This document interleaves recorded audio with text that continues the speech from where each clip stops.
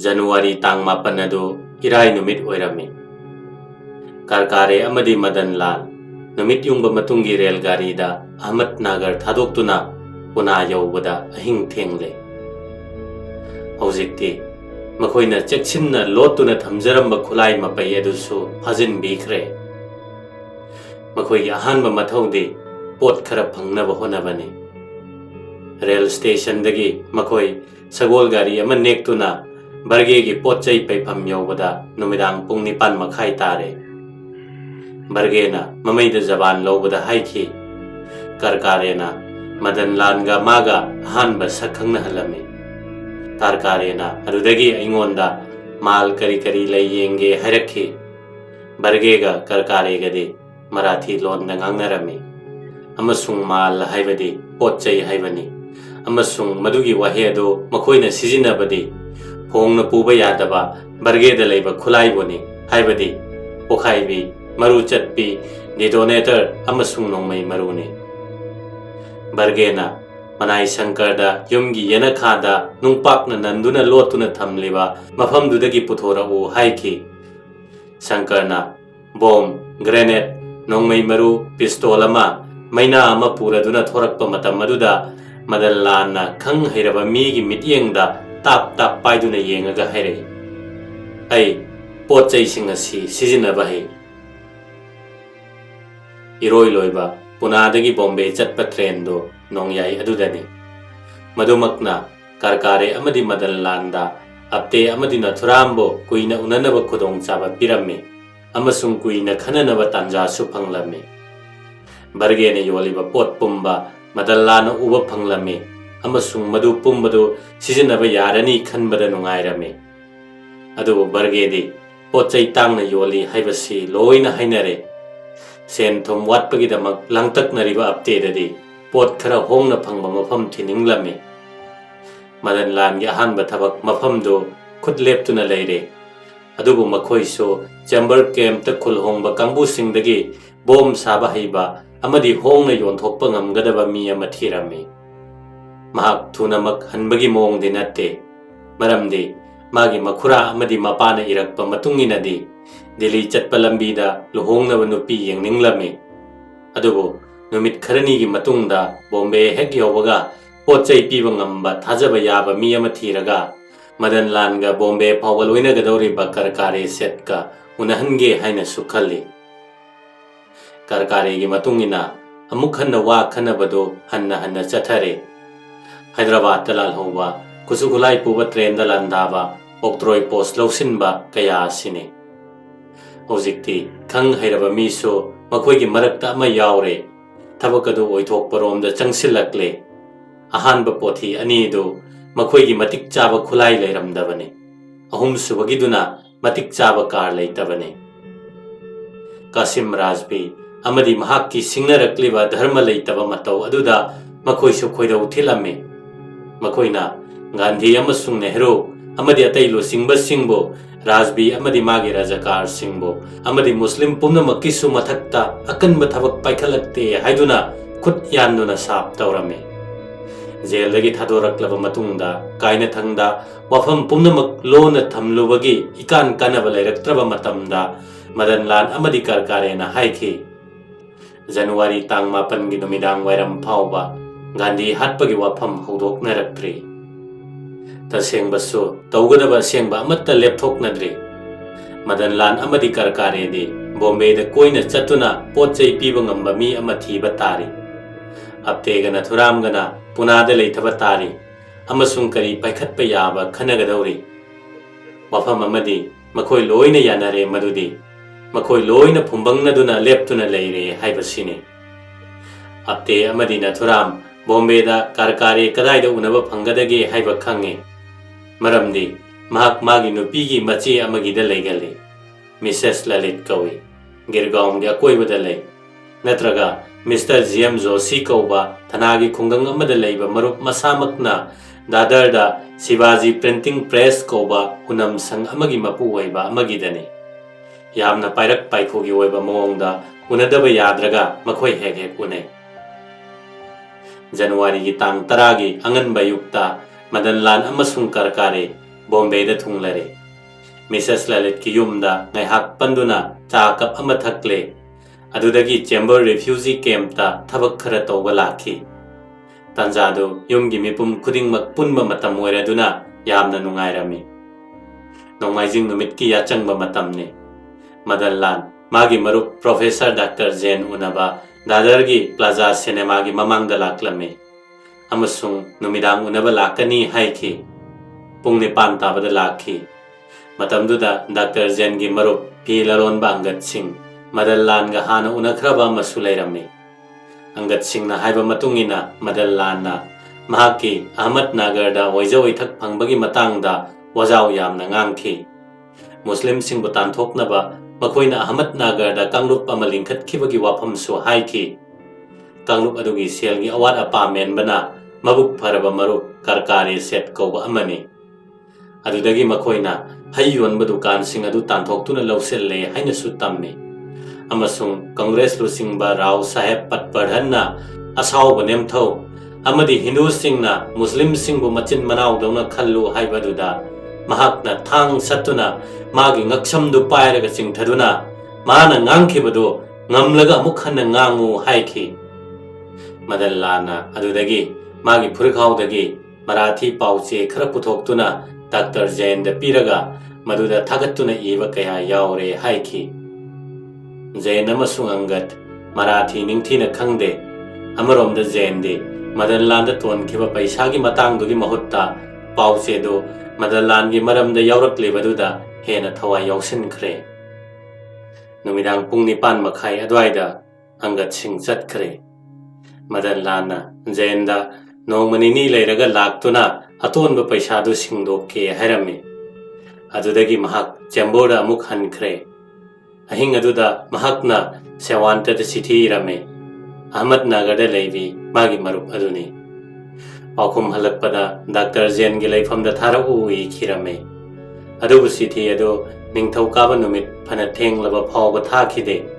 Maduna sewantana yumsakaisage ayuk phawba phanglamde. January gi tang 13 ni. Hapta adu ingna chikna haukhirame. Pause da yawba maroiba paw haibabo Mountbatten na Bharat ki ningthau macha singa wari sanabagi matangdane. Mathangi ningthau kaba phawbada achauba onba amatta thokhide. Gandhi chara helani haiba warep lauthokre. Amasung madugi paw loisangi paw masang khumjilakpada yaurakle. Panthadana Natharam amasung aptena Gandhi halage haina lepkhre. Khutchumbi tanafam posakama masana khangna thokcharakle. Pangthokadaba numit adu January tang 16 haina lepnare. Miyoi anidugi mataudusu angakpani. Karamna hatkadage kari khulaina amadi Delhi da hatpa chatpaduda kanabu mateng panghangadage haibaduda makhanarami. Atai akupa thauram kayadi matamgi matungina khanagadawribani. Khulai khomgale amadi mana lawgadawriba saktamdugi matangda mi khomjille thabak sinakhre. Mathangi hapta chuppaduma Punada, Bombay da, New Delhi da, taxi da, train da amadi Bombay gi lamjau sorokta makoi gi sagatchariba wakhal adu pakthorei. Mamai thangda wafam aduna makut masing naidana longlaba hingsaba amagi saktam laurami. Mi ama hatnaba wafam aduna asau pisak yengdana masing lakngamdaba miyam ama hatpatarami.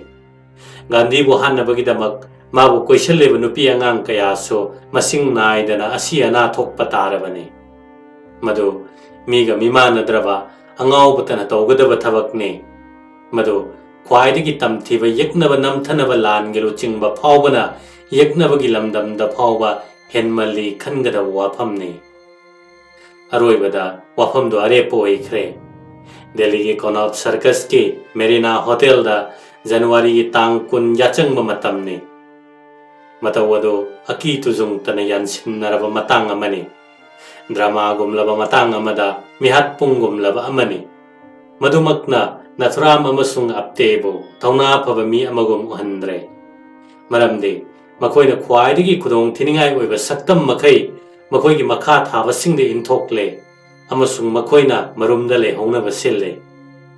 Makoina khwaidagi sonjakhraba परगे के मनाई शंकर कस्तियादा पिस्तौल अमा हेक पिसिल्ले मराइबक थीरब शंकर दुदी Gandhi कनानो HYBE फाउब खंगपोट नते अमदी मान करी तौखिबा अमदी पिस्तौल अदु मंगोंद कापकदौरिबना करीगिनो अमत्त खंगदे सरौ अदुगी मतंगदा नथुरामना अहानब पाइखलक थबक्ति यामना चंगखोले सही अनी की ममांगदा माक लाइफ इंश्योरेंस अनी खग यावे अमदी लुपा लिसिंग अहुमगिनी अमन लुपा लिसिंग अनीगी जनवरी की तांग 16 के अयुक्ता माक इंश्योरेंस कंपनी दा मदुगी फंगफम तोप मीसिंग अदुगी ममिंग पलमे अहानबगिदुना सिंधु गोपाल की नुपीनी अनीसुबदुना चंपा नारायण आपते की नुपीनी आपते मसामक करीगी हपलमद्रिबनो हाइबदुसु खंगब ngami aduga masimasu nathuramna mayak sengbagum tawi madudi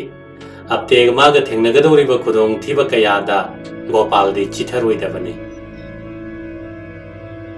Gopal गोसे चही 19 सूरे यामना चिंगलेंबा वांगांगबदा हादबा मिनुंगसी चेनबा मिसकने कनागुमना महाकपो मबुक तप्पा युम पुदुना लेबा मी अमनी हाइबीबदा पक्चगने मोंग मतौ लेपदा वाबा मीनी हिंदू की सक्तम योखत्नबगी मयामबगी थौदौ अदुदा पुकनिंग लुप्पा मी अमा सोइदना ओइरे महाकसे अदुबो कया कन्ना नहान मखै यौसिल्लगेदे खल्लुदबने महाक नोंगमगी हिंगबगी अवा अना सिदा खंजदुना लेबा मीनी हाइबदी युम मदु पुबा मागी मथौ सोइदनबा होनबा मागी कैरोइ लेकाइगी मीना नुंगसिनबा होनबा मैट्रिक पास तौरबा मतुंगदा महाक लानमी की अचा अथक थदोक थजिन की लोइसंगदा ऑफिस की केरानी अम ओइरमे लान होरकपा अद्वाइदा महाक समुद्र वांगमदा थबक तौगे हाइन चोंगथोक्लमे अमसुंग 1994 महाक पो पाई फोर्स हाइन कौबा ब्रिटिश तेंगोलदा याउदुना इरान अमदी इराक चलमे मथंग चही अहुम महाक पाई फोर्स ता याउरमे अमसुंग 1994 के अप्रैल थादा भारत हलक्लमे मधुगी मथंगदगी महाक अनीसुबा लनकई पानबा ओइना किरकीदा लेबा चौबो ऑर्डिनेंस डिपोट लेहलमे मधु पुनादगी माइल मरी लापे थबकी मतांगददी यामना पुकनिंग चंगजबा अदुदा महाक फमथोल अमा थुना फंगबा याय हाइना आशा तौजरमबने महाक मयुम पांदुना मचानुपी अनी लेरे अमना चही अनी सूरे अमना था मरी तमक ngaire किरकी बाजार की मनिंगदा मागा मागी नुपीगा लेबा युमदुदगी इंथोक्तुना साबा का खरा महाकना भरा सांदोक्लमे मागी नुपीदी नुमित खरनी की ओइना पुनादा लेबा मपामदा मचासु पुरगा चटखे गोपाल अखन्नना नथुरामगा यामना नक्सिनै मरम अदुमकना नथुराम अमदी मागी लोइनबदुना खल्लिबा वाफम पुंबा चौराकना खंगे अदुबु मसामक याउसिनगे हाइनदी थोइना खल्लुबा लेते बरगे हिंदू राष्ट्र लोइसंगदा यामना तोइना लाकपा मी अमदी नथुरामगा आपतेगा खन नैनदुनता लेजरबसु गोपालगा मुक्तौना खिदे गोपालबु याहलकनबा मखोइना पामलिबा दुदी अतै नते माकी रिवॉल्वर अमा लेबदुनी मदु महाकना पाई फोर्स ता याउरिङैदा थबक्किदमक पीबा रिवॉल्वर ने महाकना वाना होनदुना भारत पुरखी थबक्की पीबा रिवॉल्वर दी अखन्नबा पोटने मधु मिचमना लेबा नत्रगा योनबा यादे अमरोमदा गोपाल की लेजरीबा समाज के थाक अमदी सेंथोक अदुना अखन्नबा मखल नत्रबा फावबदा पिस्तौल अमगी लाइसेंस पाइबा याबसु ओइदे मयुमदा हलक्लगा मधु महाकना मागी खुंगंगदा मयुमगी मनिंगदा लेनुंगदा फुमजिन खिरमे मसीगी रिवॉल्वर से अमुक पुथोरकपदुना ओइबा ताई मागी लमचत्ता अहोंबा अमा लाक्लिबसे मरमदी मागी मयाम्बा अमदी अपतेना तौरिबदु हेक ताबगा गोपाल ई खौरांग लबलाल होबा मा ओनख्रे मागी येंगबदा इंगजा तपचबदुना माइखुम फी अमा ओइना असेंगबदो कुपखिरमे हाइबदि मागी पुंसी चुप्पदो हु पानबा मया अदु अमुक्तंग सिजिनबा ngairакpa ओइना थोखरे माना लाउथोक्लमे रिवॉल्वर दो मसामकना सिजिनद्रिबा फावबा थाररोय अमदी मागी अनिंगबदो नथुरामना सु होंगनबा ngambagi वा लेत्रे लौतुनबा मयामदुगी मरक्ता महाकसु अमा ओइरक्ले अमसु महाकना वसये मिहात्पगी थौदौदुगी मतम चारक्लबा कांदा महाक रिवॉल्वर अदो Delhi purakani. Nathuram na mangonda awat apa menabagidamak lupa chani yangkai khak pirami. Gopal gilam chat sajat Jekyll amadi height ka panamanay haibatai. Haibadi mi ama hal unabagi phawba office tagi suti ama laudragadi ngamdre. Tang tara mariga yukta mahak numit taret nigi suti pinanaba darkhas tharame. Tang tara mangadagi hohanbiu hairame. Maramdi magi khungangda chattaba yadaba athuba thabak amagi ni hairame. Makoigi commanding officer aduna magi darkhas adu kakthakhrabada mahakna atopa darkhas amamuk tharame. Maduda tang tara taretagi amuk suti pibinaba haijarame. Handaki matangdadi yarakle. Adudata mahak thabak ado pangthok lunaba khongsan kirame. Maram aduna Gopal revolver thangdokpa mi ama oire. Lusing bani do makoina chatpada grenade kharaga pokhaibi khulai kharaga supura si lepnare. Madu barge gi dukanda madan landa uhanbada madu sizinaba haikibaduni. Aptena barge bu kauhan khre. Madu pumnamakto January tang 13 da thokibane. Barge di lam koiba chalubagi halakpa pung kharata ngairibani. Madan landa uhankiba grenade amadi pokhaibi mayamdo leigi haikiba apte go nabalaki. Adu pochai singado pithok pisin taunabadi Bombay da taunasi haire. Masigi oiba yabadi apte na Bombay phawbadadi nongmai guli mayamdo kokthong naduna pubada han khidanabani. Atopa mitiyang amadana maki paisa amatta leijadabadagi Bombay dagi khomgat ke khalamba suyai. Barge na wafamduda yaningdaba amatta leite. Adubo magi manaiduga magagi chathok chasin bhara piba tai hairame. Makoi mathangi achangbada Bombay Hindu Mahasabha office ta unasi hainakre. Deccan Express Pune rail station dagi nungthilgi pung 3:30 tabada thabado Bombay gi Victoria terminus ta pung 3 chatlaba matungda thongi. January tang 13 da Barge Shankar ga loinaduna 3rd class daba amada tongi. Shankarna khaki na tuba paitu khawma lengda yanthari. Maduda hand grenade manga khak bomani detonator taruk amadi maina makon amasu yauri. Madu apte amasung gotseda Bombay da pige haikibaduni. Barge masamok police na yamna yengsinba mi werubana yamna chekshili. Karigumba hakchang maduna yengba taraklabadi Shankar mathanta phakiba yanaba silibani. Mahak saklot ningba supoi. Mahak hokiba hapta kharada makoi kaktana thawoina sanghalle. Ngasidi urairom sangba pi amadi khu yoba chonba urairom phurit lilame. Mangakta ohi akangbana lengba pareng ama siraga mamaida ut taisille. Sadhu amatana amukta asumna phizol suna senadabani. Madusu mi chinkraba 3rd class rail daba amadani.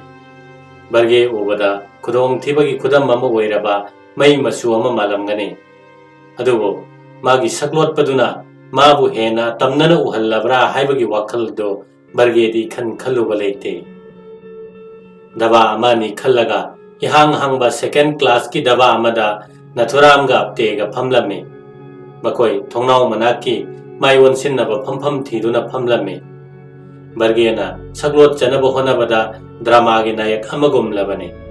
Adubu Nathuram ga apte gadi makoi gi saklo nabagi damak thoina khalude. Natraga makoina madugumba wafamdu khanadringaida aptena masak phajarabi nupi amana koina chatuna thongnau manaki phampham ama thiribadu urai. Aptena hogatuna magi phampham do pirame amasung masamak mayoknaba phampham-duda Nathuram ga thangnana phamlame. Train aduna hek thakibaga mahakna nupiduda mahak bimba natra hanglame. Maming leirabi cinema yaubini. Amasung masamakna chummi hairei. Madu magi cinema gi punsida kaunaba maming ni su hairei. Train aduna Bombay gi khungang dadar haibadu naksalakpa matamdadi makoi chumnagi wari wataidagi yamna khangnana tinaraklame. Masamak dadar da kumgadaba tena bimbasu dadar da leibani haibadu khangba ngamlakhi. Nupi adubu mayum yaunaba thilura haina mahakna hanglame. Adubu magi mabungdu okpa lakle.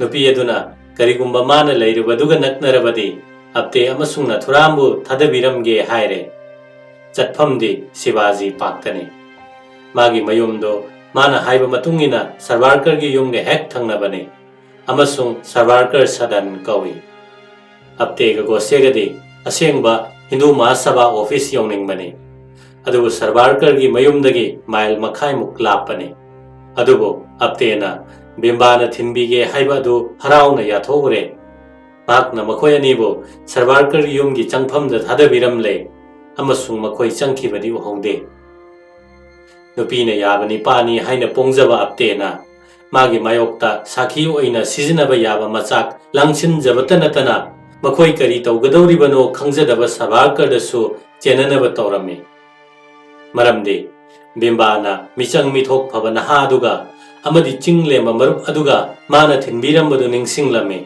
ꯑꯃꯁꯨꯡ ꯃꯥꯅ ꯀꯣꯔꯠꯇ ꯖꯕꯥꯟ ꯄꯤꯔꯝꯕ ꯑꯗꯨꯅ ꯁꯔꯕꯥꯔꯀꯔꯕꯨ ꯂꯧꯇꯨꯅꯕꯗꯨꯗ ꯃꯔꯨꯑꯣꯏꯅ ꯁꯤꯜꯂꯤꯕ ꯃꯤꯅꯤ ꯍꯥꯏꯕ ꯋꯥꯐꯝꯗꯨ ꯂꯥꯏꯅ ꯀꯣꯟꯁꯤꯟꯕ ꯉꯝꯂꯛꯈꯤ꯫ ꯕꯤꯝꯕꯥꯒꯤ card ꯉꯥꯏꯍꯥꯛ ꯍꯛꯆꯤꯠ ꯂꯥꯡꯉꯨꯕ ꯑꯗꯨꯅ ꯃꯈꯣꯏ ꯕꯔꯒꯦꯒ ꯎꯅꯁꯤ ꯍꯥꯏꯅꯈꯤꯕ ꯍꯤꯟꯗꯨ ꯃꯍꯥꯁꯚꯥ ꯑꯣꯐꯤꯁꯇꯒꯤ ꯂꯥꯞꯅ ꯄꯨꯊꯣꯛꯈꯤ ꯑꯃꯁꯨꯡ ꯄꯨꯡ 9:30 ꯍꯦꯜꯂꯕ ꯃꯇꯨꯡꯗꯇ ꯃꯈꯣꯏ ꯂꯥꯛꯏ꯫ ꯃꯍꯥꯛꯅ ꯃꯃꯤꯡ ꯆꯠꯂꯕꯤ ꯁꯤꯅꯦꯃꯥ ꯌꯥꯎꯕꯤ ꯑꯃꯒ ꯇꯥꯟꯖꯥ ꯆꯥꯗꯨꯅ ꯊꯦꯡꯅꯔꯨꯕ ꯑꯗꯨ ꯕꯔꯒꯦ ꯑꯃꯁꯨꯡ ꯁꯪꯀꯔꯗ ꯇꯝꯊꯣꯛꯎꯗꯕꯅ ꯐꯔꯝꯕꯅꯤ꯫ ꯃꯗꯨꯒꯤ ꯐꯣꯜꯗꯨꯅ ꯕꯔꯒꯦꯁꯨ ꯋꯥꯐꯝꯗꯨ ꯂꯣꯏꯅ ꯈꯪꯗꯣꯛꯈ꯭ꯔꯦ꯫ ꯑꯆꯧꯕ ꯁꯍꯔꯗ ꯀꯣꯏꯕ ꯂꯥꯛꯄ ꯑꯗꯨꯗ ꯁꯪꯀꯔ ꯀꯤꯁꯇꯤꯌꯥꯗꯤ ꯄꯨꯛꯅꯤꯡ ꯅꯨꯡꯉꯥꯏ ꯏꯄꯥꯛꯇ ꯇꯧꯔꯝꯃꯤ꯫ ꯑꯗꯨꯕꯨ ꯕꯔꯒꯦꯅ ꯃꯈꯣꯏ ꯗꯥꯗꯔꯗ ꯀꯨꯝꯒꯗꯕꯅꯤ ꯍꯥꯏꯔꯛꯄꯗ ꯅꯤꯡꯕ ꯀꯥꯏꯔꯝꯃꯤ꯫ ꯃꯥꯅ ꯇꯛꯈꯠꯂꯛꯏ, "ꯀꯔꯤꯒꯤꯅꯣ?" "ꯃꯔꯝꯗꯤ ꯃꯐꯝ ꯑꯁꯤꯗꯅꯤ ꯑꯩꯈꯣꯏꯅ ꯄꯣꯠ ꯆꯩ ꯄꯤꯊꯣꯛ ꯄꯤꯁꯤꯟ ꯇꯧꯅꯒꯗꯧꯔꯤꯕꯁꯦ." ꯑꯞꯇꯦꯒ ꯅꯊꯨꯔꯥꯝꯒꯁꯤ ꯃꯈꯣꯏꯅ ꯇ꯭ꯔꯦꯟ ꯑꯃꯠꯇꯗ ꯇꯣꯡꯂꯤ ꯍꯥꯏꯕꯁꯤ ꯈꯪꯗꯕꯒꯨꯝ ꯇꯧꯔꯤ꯫ ꯃꯈꯣꯏꯅ ꯄ꯭ꯂꯦꯠꯐꯣꯝꯗꯁꯨ ꯊꯦꯡꯅꯗꯕꯒꯨꯝ ꯇꯧꯏ꯫ ꯁꯪꯁꯥꯔ ꯊꯥꯗꯣꯛꯂꯕ ꯃꯤꯑꯣꯏ ꯑꯃꯒꯤ ꯁꯛꯇꯝ ꯑꯗꯨꯗ ꯕꯔꯒꯦꯗꯤ ꯍꯤꯟꯗꯨ ꯃꯍꯥꯁꯚꯥ ꯂꯣꯏꯁꯪ ꯐꯥꯎꯕ ꯆꯠꯅꯤꯡꯂꯝꯃꯤ꯫ ꯂꯣꯏꯁꯪ ꯑꯗꯨ ꯃꯊꯣꯜ 3ꯒꯤ ꯌꯨꯝꯖꯥꯎ ꯑꯃꯅꯤ꯫ ꯃꯔꯨꯑꯣꯏꯕ ꯀꯥ ꯑꯗꯨꯗ ꯂꯣꯏꯁꯪꯒꯤ ꯃꯤꯑꯣꯏꯁꯤꯡꯅ ꯐꯝꯗꯨꯅ ꯂꯥꯏꯔꯤꯛ ꯄꯥꯗꯨꯅ ꯋꯥꯔꯤ ꯋꯥꯇꯥꯏ ꯇꯧꯅꯗꯨꯅ ꯀꯔꯤꯒꯨꯝꯕ ꯀꯥꯟꯗ ꯑꯍꯤꯡ ꯂꯦꯛꯐꯝ ꯑꯣꯏꯔꯤꯕ ꯃꯐꯝꯗꯨ ꯑꯍꯥꯟꯕ ꯃꯊꯣꯟꯗꯅꯤ꯫ ꯃꯗꯨ ꯊꯥꯛ ꯄꯥꯟꯕ ꯂꯝꯕꯤ ꯑꯃꯗ ꯀꯥꯔꯛꯂꯒ ꯑꯇꯩ ꯃꯊꯣꯜꯁꯤꯡ ꯌꯧꯕꯗ ꯁꯣꯏꯗꯅ ꯐꯥꯎꯗꯕ ꯌꯥꯗꯕ ꯀꯥꯅꯤ꯫ ꯕꯔꯒꯦꯅ ꯅꯊꯨꯔꯥꯝꯒ ꯑꯞꯇꯦꯒ ꯃꯐꯝꯗꯨꯗ ꯂꯩꯔꯝꯗ꯭ꯔꯦ ꯎꯕꯗ ꯉꯥꯏꯊꯔꯒꯦ ꯈꯜꯂꯦ꯫ ꯄꯨꯡ ꯑꯃꯒꯤ ꯃꯅꯨꯡꯗ ꯁꯪꯀꯔꯒ ꯃꯍꯥꯛꯀ ꯆꯥ ꯒ꯭ꯂꯥꯁ ꯑꯃ ꯊꯛꯂꯨꯅꯕ ꯀꯨꯝꯊꯒꯦ ꯇꯧꯕꯗ ꯑꯞꯇꯦꯒ ꯒꯣꯁꯦꯒ ꯀꯥꯗꯨꯗ ꯀꯥꯈꯠꯂꯛꯏ꯫ ꯑꯞꯇꯦꯗꯤ ꯕꯔꯒꯦꯗ ꯄꯤꯅꯕ ꯄꯩꯁꯥꯗꯨ ꯈꯣꯝꯖꯤꯜꯂꯛꯅꯕ ꯃꯇꯝ ꯐꯪꯂꯛꯇꯦ꯫ ꯃꯈꯣꯏ ꯐꯝꯃꯤꯟꯅꯗꯨꯅ ꯋꯥꯔꯤ ꯉꯥꯏꯍꯥꯛ ꯁꯥꯟꯅꯔꯨꯔꯒ ꯑꯁꯨꯝꯅ ꯂꯦꯞꯅꯔꯦ ꯃꯗꯨꯗꯤ ꯕꯔꯒꯦꯅ ꯃꯥꯒꯤ ꯈꯥꯎ ꯑꯗꯨ ꯆꯦꯛꯁꯤꯟꯅ ꯀꯗꯥꯏꯗꯅꯣꯃ ꯑꯍꯤꯡꯗꯨꯃ ꯊꯝꯃꯒ ꯃꯊꯪꯒꯤ ꯑꯌꯨꯛꯇ ꯑꯃꯨꯛ ꯄꯨꯔꯛꯅꯕ꯫ ꯕꯔꯒꯦꯅ ꯃꯇꯨꯡꯗ ꯍꯥꯏꯔꯛꯄꯗꯒꯤ ꯈꯪꯕꯗꯤ ꯃꯈꯣꯏ ꯇꯦꯛꯁꯤ ꯑꯃ ꯂꯧꯔꯒ ꯚꯣꯂꯦꯁ꯭ꯋꯔ ꯃꯟꯗꯤꯔꯒꯤ ꯃꯅꯨꯡꯗ ꯗꯤꯛꯁꯤꯠꯖꯤ ꯃꯍꯥꯔꯥꯖꯀꯤ ꯃꯌꯨꯝ ꯇꯝꯅ ꯊꯧꯍꯜꯂꯛꯈꯤ꯫ ꯃꯐꯝꯗꯨ ꯌꯧꯕꯗ ꯄꯨꯡ 10 ꯍꯦꯜꯂꯦ ꯑꯃꯁꯨꯡ ꯗꯤꯛꯁꯤꯠꯖꯤ ꯇꯨꯝꯂꯝꯂꯦ꯫ ꯑꯗꯨꯕꯨ ꯕꯔꯒꯦꯗꯤ ꯌꯨꯝ ꯑꯗꯨꯗ ꯀꯌꯥꯔꯛ ꯍꯟꯅ ꯂꯥꯛꯈ꯭ꯔꯕꯅꯤꯅ ꯗꯤꯛꯁꯤꯠꯖꯤꯒꯤ ꯃꯅꯥꯏ ꯅꯥꯔꯥꯌꯟꯕꯨ ꯈꯪꯏ ꯑꯃꯁꯨꯡ ꯈꯥꯎ ꯑꯗꯨ ꯃꯉꯣꯟꯗ ꯄꯤꯔꯒ ꯍꯌꯦꯡ ꯑꯌꯨꯛ ꯂꯧꯒꯦ ꯍꯥꯏꯔꯝꯂꯒ ꯆꯠꯈꯤ꯫ ꯕꯔꯒꯦ ꯑꯃꯁꯨꯡ ꯁꯪꯀꯔꯅ ꯗꯥꯗꯔꯗ ꯍꯜꯂꯛꯄꯗꯗꯤ ꯅꯣꯡꯌꯥꯏ ꯌꯧꯔꯦ ꯑꯃꯁꯨꯡ ꯍꯤꯟꯗꯨ ꯃꯍꯥꯁꯚꯥ ꯂꯣꯏꯁꯪꯗ ꯊꯨꯡꯂꯦ꯫ ꯃꯐꯝꯗꯨꯗ ꯑꯞꯇꯦꯅ ꯑꯍꯤꯡ ꯑꯗꯨ ꯂꯦꯛꯎ, ꯃꯊꯪꯒꯤ ꯑꯌꯨꯛꯇ ꯎꯅꯁꯤ ꯍꯥꯏꯔꯝꯕꯅꯤ꯫ ꯃꯈꯣꯏꯅ ꯀꯥ ꯑꯆꯧꯕꯗꯨꯗ ꯆꯪꯉꯛꯄꯗ ꯃꯩ ꯑꯌꯥꯝꯕ ꯃꯨꯊꯠꯂꯝꯂꯦ꯫ ꯂꯩꯃꯥꯏꯗꯨ ꯃꯤ 4-5 ꯑꯃꯁꯨ ꯍꯤꯞꯇꯨꯅ ꯂꯩꯔꯝꯃꯤ꯫ ꯃꯤ ꯑꯃꯈꯛ ꯍꯧꯒꯠꯇꯨꯅ ꯐꯝꯃꯤ ꯑꯗꯨꯒ ꯍꯥꯏꯔꯛꯏ, "ꯕꯔꯒꯦ, ꯅꯪ ꯀꯔꯝꯕ ꯀꯥꯟꯗ ꯂꯥꯛꯏ?" ꯕꯔꯒꯦꯅ ꯑꯁꯨꯛ ꯈꯨꯠ ꯆꯪꯅ ꯁꯛ ꯂꯣꯠꯄꯗꯨꯗꯤ ꯑꯔꯦꯝꯕ ꯇꯥꯔꯦ꯫ ꯋꯥꯍꯪ ꯍꯪꯂꯛꯂꯤꯕ ꯑꯗꯨꯗ ꯆꯪꯉꯛꯅꯅ ꯌꯦꯡꯁꯤꯟꯅꯔꯒ ꯅꯣꯂꯨꯛꯅ ꯁꯛ ꯑꯣꯟꯅꯔ ꯃꯥꯜꯂꯦ ꯍꯥꯏꯔꯛꯏ꯫ ꯑꯗꯨꯕꯨ ꯃꯤꯀꯨꯞ ꯈꯔꯒꯤ ꯃꯅꯨꯡꯗ ꯃꯍꯥꯛ ꯑꯗꯨ ꯃꯗꯟ ꯂꯥꯜ ꯄꯍꯋꯥꯅꯤ ꯍꯥꯏꯕ ꯈꯪꯕ ꯉꯝꯈꯤ꯫ ꯃꯍꯥꯛꯇꯨ ꯀꯔꯀꯥꯔꯦꯅ ꯃꯥꯒꯤ ꯗꯨꯀꯥꯟꯗ ꯅꯨꯃꯤꯠ ꯈꯔꯅꯤꯒꯤ ꯃꯃꯥꯡꯗ ꯄꯨꯔꯛꯈꯤꯕꯅꯤ꯫ ꯁꯛꯈꯪꯅꯕꯗꯨ ꯑꯃꯨꯛ ꯍꯧꯔꯦ꯫ ꯃꯈꯣꯏ ꯋꯥꯔꯤ ꯀꯌꯥ ꯆꯤꯛꯊꯅ ꯁꯥꯟꯅꯔꯦ ꯑꯃꯁꯨꯡ ꯃꯗꯟ ꯂꯥꯜꯒꯤ ꯍꯤꯞꯅ ꯆꯥꯅꯕ ꯃꯔꯥꯡ ꯀꯥꯏꯔꯝꯃꯤ ꯑꯃꯁꯨꯡ ꯃꯈꯣꯏ ꯑꯅꯤꯗ ꯍꯤꯞꯅꯕ ꯀꯝꯄꯣꯔ 2 ꯑꯃꯒ ꯊꯥꯅꯕ ꯑꯃꯒ ꯄꯤꯔꯝꯃꯤ꯫ ꯃꯊꯪ ꯑꯌꯨꯛꯀꯤ ꯄꯨꯡ 9:30 ꯇꯥꯕꯗ ꯃꯗꯟ ꯂꯥꯜ ꯌꯥꯍꯧꯕꯗ ꯉꯥꯏꯔꯤ꯫ ꯑꯞꯇꯦꯒ ꯅꯊꯨꯔꯥꯝꯒꯗꯤ ꯊꯨꯡꯂꯔꯦ꯫ ꯑꯍꯤꯡ ꯑꯗꯨ ꯃꯈꯣꯏ ꯑꯅꯤꯗꯤ Marine Drive ta leiba Sea Green Hotel da leirui amasung pung amagi mamangda thadoklamani makhoi Fort Manak ta leiba Tata Airlines Office ta January tang 13 ta chattuna numit ini gi matungda numidang wairam gi Delhi da paigedaba plane ticket lorubani makhoina ticket adu asengba ming lotuna kaklami aptena DN Kamarkar amasung nathuramna S Marathe kaurami Mahasabagi kada makhoina madal landa mathang unarasi haram laga barge ga sankar ka puraga thuna thorakle lambel dagi taxi ma phare amasung karkare gi maru GM Joshi no honariba dadar da leiba mal ama muktang lakpa Shivaji printing press tamna laklame press sangpham duda makhoi karkare ga thingnare apte ga nathuram gana karkare bu nakan namada puthoklaga makhoina lepna bu wafam do tamlamme adudagi makhoi loina taxi da phamduna Hindu Mahasabha loisangda muk laklamme mafamduda madallan na makhoi bu ngaiduna leiramme magi hipna ba chana bado ningthina konsillamle bargena shankar bo magi kada leiru so haina thadokre aduga madallan na magi konsilli ba hipna chana bado puthokhiduna taxi gi manamgi pot hapna badu da thangalore aduga changai makhoina taxi do Dixit Ji Maharaj leiba Bhubaneswar Mandir tamna thongna ba hairame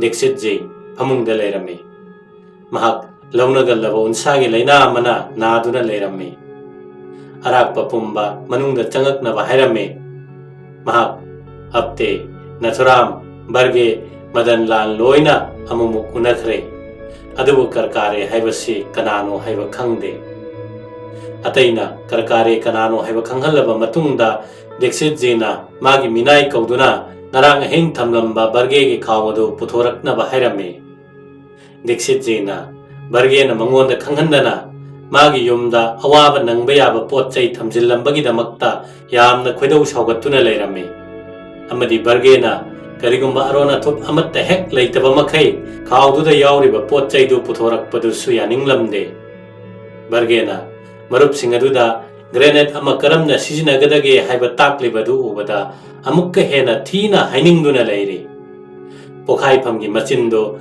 hunjinre phawa paisinduna thamgadabani haibasi bargedi khangdabagum tawi tawbagidi Dixit Ji so grenade ama mukta sijina rudribani adubu karamna hunjingadage haibadudi filamda yamna ukhre amasung masimadi khangi khutpai phamgi machai adu thadoklaga Grenade ama paiduna leiba haibadudi misi thina sibagi wani mahakna mayamda sandokna taklamme spring adu kanna paisinduna thamgadabani cinema da ubadu makne pinnama yauribadu yana chiklaga satkadabani ningsingba yaba amana madallan masamak bom saba haibada natana hunjinba yaukrabasu lanmisingna sizinaba hand grenade ki maramda ikhang khanglamde mayamdagi thoidok hendokpa gyan ulamlaga sangsa thadoklabani pa adu ngamdana hugatuna anaba phanaba irujaba chatkirame adu magi pendaba adudi adum ikok kokte mahak amuk halaktuna makhoigi marakta yauraba matamnari yamna tingbang ningdabagi mataw amasu ure tumpham kaduda koiba lakleba mioi manga adu hundoklamle mafam aduda karkarena Madan Lanbu machi amada kokthokhtuna hairame makhoi Gandhi halasi haibagi pirep launare Madan Lan haibasi warep lobada thuganba makhong yangba miyoini wafam adudi yamna changkhonbani haiduna barge gi khawadu paikhirame ngahak leraga khawadu hepna chanaba phi konsinbada yaukhirame madu mahakna changphamda thamlubaduni